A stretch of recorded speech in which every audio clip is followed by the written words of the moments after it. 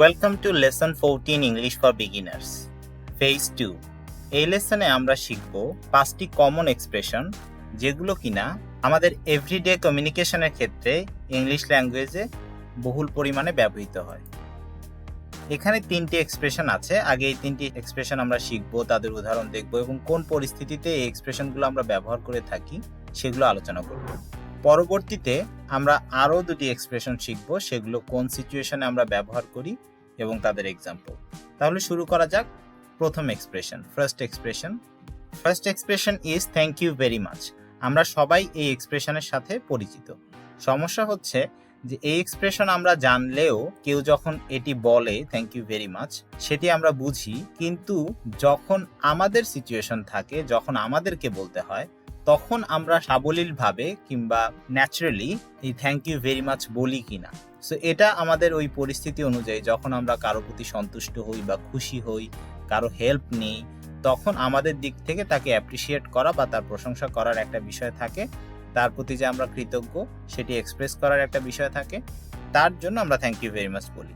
তো সাধারণত আমরা শুধু থ্যাংক ইউ বলি।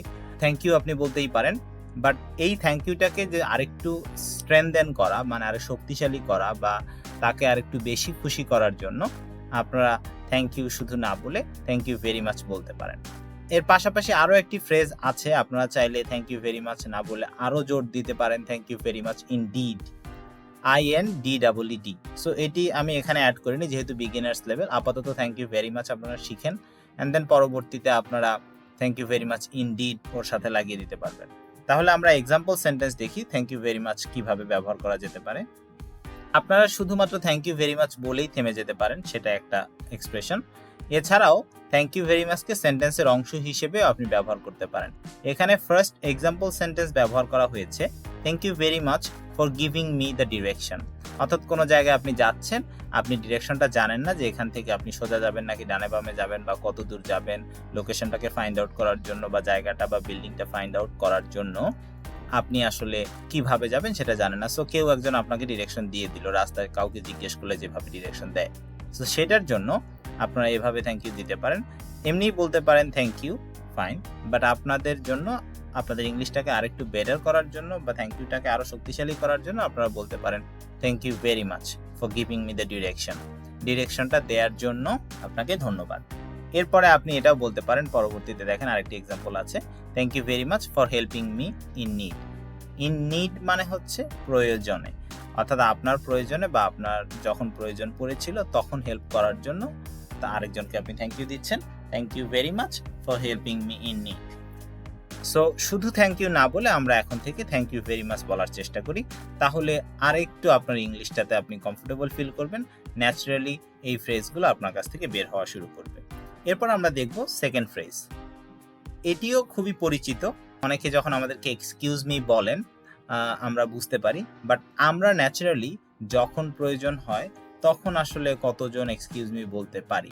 এক্সকিউজ মি বলার সাধারণত 2 ধরনের বা 3 ধরনের সিচুয়েশনে আমরা এক্সকিউজ মি বলি। একটি হচ্ছে অ্যাটেনশন গ্র্যাব করা, অর্থাৎ 4-5 জন আছেন বা 2-3 জন আছেন, আপনি চাচ্ছেন কেউ একজন আপনার দিকে নজর দেখ, অথবা আপনি চাচ্ছেন সবাই আপনার দিকে একটু তাকাক, কোনো একটা বিষয় আপনি হয়তো বলতে চাচ্ছেন, তখন আপনি হয়তো বলতে পারেন যে এক্সকিউজ মি। এভাবে বলার পর সবাই যখন আপনার দিকে অ্যাটেনশন দিল, দেন আপনি হয়তো কথা বলতে পারেন। আরেকটি হচ্ছে যে ভিড়ের ভেতরে আমরা যখন কারো পেছনে দাঁড়িয়ে থাকি, আপনি যদি কারো কাছ থেকে সাইড চান যে একটু সরে দাঁড়ান, আপনি সামনের দিকে যেতে চান বা এরকম কোনো সিনারিও, কাউকে সরিয়ে দিয়ে আপনি সামনে যেতে চান বা মুভ করতে চান, এরকম কিছু একটা, সেরকম সিচুয়েশনেও আমরা এক্সকিউজ মি বলে থাকি। আরও একটি সিচুয়েশন আছে, সেই সিচুয়েশনটি একটু অ্যাডভান্সড ইউজাররা ব্যবহার করে থাকে। সেটা হচ্ছে, ধরে নেন আপনার সাথে আপনার ব্যাপারে কেউ কথা বলছে আপনার পাশে এবং আপনার ব্যাপারে একটি ভুল তথ্য দিয়ে ফেলেছে অথবা আপনার ব্যাপারে একটি ভুল দোষারোপ করেছে। তখন সেটাকে প্রতিরোধ করার জন্য বা প্রতিবাদ করার জন্য আপনি হয়তো এভাবে শুরু করতে পারেন। আপনার যে প্রতিবাদ আছে সেটা আপনি বলবেন, যে তথ্য দিচ্ছে সে তথ্যটি ভুল বা সত্য নয় সেটি আপনি বলবেন, বাট তার আগে আপনি হয়তো বলতে পারেন এক্সকিউজ মি বলে তারপর আপনি হয়তো সঠিক তথ্যটা দিতে পারেন বা আপনার ওপিনিয়নটা দিতে পারেন। সো এভাবেও আমরা এক্সকিউজ মি ব্যবহার করি, তবে প্রথম 2টি ব্যবহার সবচেয়ে বেশি, অ্যাটেনশন গ্র্যাব করার জন্য অথবা কারো কাছ থেকে সাইড নেওয়া বা সরে যাওয়া বা আপনি একটু কমফোর্টেবল অবস্থায় যেতে চাচ্ছেন সেটার জন্য অন্যের অ্যাটেনশন গ্র্যাব করা, সে জায়গায়ও বা সামান্য পার্ডন মিও আমরা বলে থাকি অনেক সময়, সেটা হচ্ছে ক্ষমা চাওয়া টাইপের এক্সপ্রেশন। আসলে ক্ষমা চাওয়া না, জাস্ট ফর্মালিটি বা পোলাইট এক্সপ্রেশন বলতে পারেন। তো সেক্ষেত্রে আমরা এক্সকিউজ মি এর কিছু এক্সাম্পল দেখি। এক্সকিউজ মি বলে ফুল স্টপ দেয়া দেখেন, could you please pass me the glass. তাহলে আমরা আরেকজনের কাছে হেল্প নেয়ার জন্য আসলে এখানে এক্সকিউজ মি ব্যবহার করছি। So excuse me, could you please pass me the glass, মানে আপনি এক্সকিউজ মি বলে অ্যাটেনশন নিচ্ছেন একজন মানুষের, নিয়ে তাকে বলছেন আমাকে একটু হেল্প করেন। আবার আরেকটা আছে দেখেন, excuse me, I can't stand here, please allow me some space. এখানে হচ্ছে আরেকজনের অ্যাটেনশন গ্র্যাব করা, অনেকটা সাইড চাওয়ার মতো, জায়গা চাওয়ার মতো, যে আমি এখানে দাঁড়াতে পারছি না, আমাকে একটু জায়গা দেন। সো এখানেও আপনি এক্সকিউজ মি দিয়ে আরেকজনের অ্যাটেনশন চাইতে পারেন। ভদ্রভাবে আরেকজনের অ্যাটেনশন সিক করার জন্য আমরা সাধারণত এক্সকিউজ মি বলে থাকি। পরের সেন্টেন্সটি আমরা আরেকবার দেখি, excuse me, I can't stand here, please allow me some space. এরপরে আমরা দেখব এক্সপ্রেশন 3। এক্সপ্রেশন 3 আপনারা সবাই পরিচিত। আপনারা শুধু সরি বলার ব্যাপারে হয়তো অভ্যস্ত, বাট শুধু সরিটা কিছু কিছু জায়গায় একটু ইনফর্মাল বা ইমপোলাইট শোনায়। সো এ কারণে আমি পরামর্শ দিব যে আপনারা যখন বলবেন সরি, সেক্ষেত্রে এটা বলার অভ্যাস করেন যে আই এম সরি। সেক্ষেত্রে এটা অপেক্ষাকৃত পোলাইট মনে হবে, এবং এটা ব্যবহার করার জন্য আমরা অনেক সিচুয়েশনে ব্যবহার করি। একটা হচ্ছে কোনো কিছু আমরা মিস করেছি বা বুঝতে পারিনি, আবার যেন বলা হয়, সেক্ষেত্রে আই এম সরি বলে আমরা অ্যাটেনশন গ্র্যাব করতে পারি। আরেকটি সরি হচ্ছে আপনি কোনো কারণে দুঃখ প্রকাশ করছেন কিংবা কিছুটা ভদ্রভাবে ক্ষমা প্রার্থনার মতো করে এক ধরনের অনুভূতি প্রকাশ করছেন, সেক্ষেত্রেও আই এম সরি বলতে পারেন।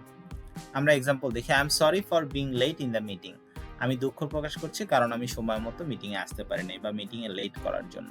তো এটা হচ্ছে দুঃখ প্রকাশ করা। I am sorry I miss the last class.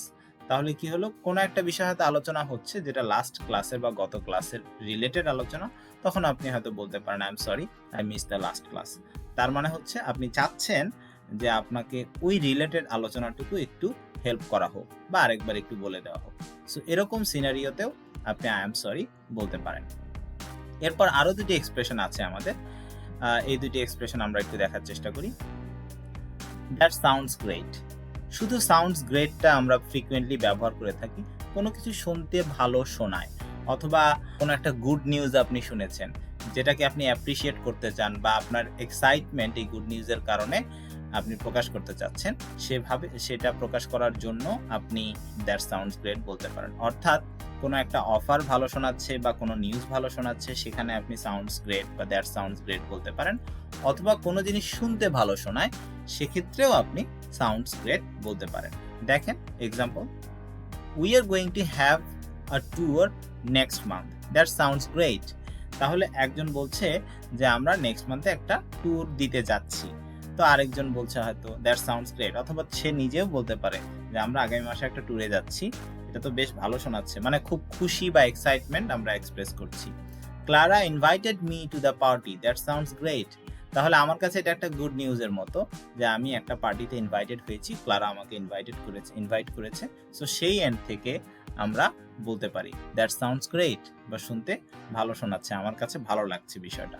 So এই ভালো লাগার ব্যাপারটাও আমরা দ্যাট সাউন্ডস গ্রেট দিয়ে এক্সপ্রেস করতে পারি।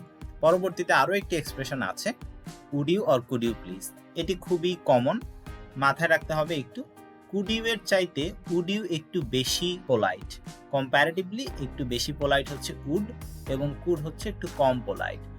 এটা আমরা কারো কাছে হেল্প নেয়ার জন্য অথবা কাউকে রিকোয়েস্ট করার জন্য উড ইউ প্লিজ বা কুড ইউ প্লিজ ব্যবহার করে থাকি। দেখি আমরা হেল্প নেয়ার জন্য কিংবা রিকোয়েস্ট করার জন্য কিভাবে ব্যবহার করতে পারি। For example, would you please send me the report of the last project. গত প্রজেক্টের রিপোর্ট কি আমাকে একটু সেন্ড করতে পারেন? সেটি খুবই ভদ্রভাবে বলা হচ্ছে উড ইউ প্লিজ। আর কুড ইউ প্লিজও আপনি বলতে পারেন, সেটিও যথেষ্ট পোলাইট, সমস্যা নেই। I won't be able to attend the next class. আমি নেক্সট ক্লাসে অ্যাটেন্ড করতে পারবো না। Could you please pass me the notes after the class. তাহলে এটাও রিকোয়েস্ট করা বা হেল্প করার জন্য বলা বলতে পারেন।